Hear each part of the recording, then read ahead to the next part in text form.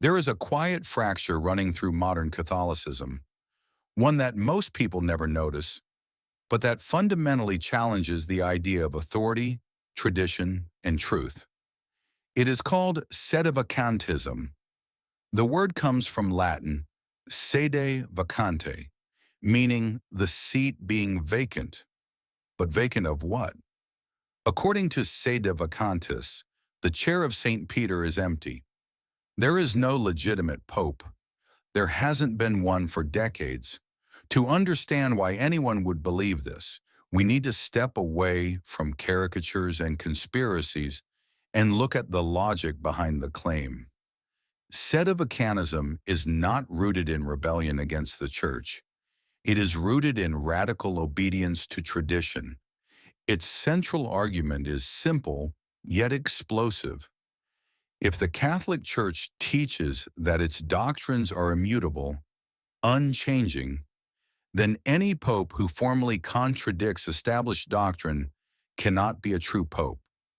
And according to Sedevacantists, that is exactly what happened in the 20th century. They point to the Second Vatican Council as the turning point, a moment when teachings on religious liberty, ecumenism, liturgy, and the relationship between church and modernity shifted in ways they believe directly contradict prior dogma. From their perspective, this is not development, it is rupture. And here lies the core of the Sedevacantist position. A true pope cannot teach error to the universal church. If a man does so, then the problem is not the doctrine, it is the man. Therefore, they conclude the recent popes were not popes at all. This belief leads to a strange and unsettling consequence: a church without a visible head, a faith suspended in an unresolved crisis, a tradition preserved without authority to define it. Critics argue that Sedevacantism creates chaos, that without a pope, there is no unity, no clarity, no living magisterium. Supporters respond that unity without truth is meaningless, and authority without continuity is illegitimate.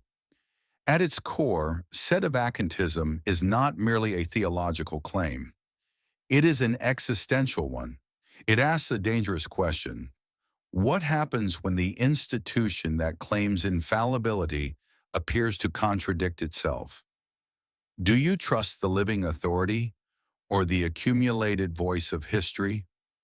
Sedevacantism forces believers to confront an uncomfortable possibility: that loyalty to truth may sometimes require standing apart from power, consensus, and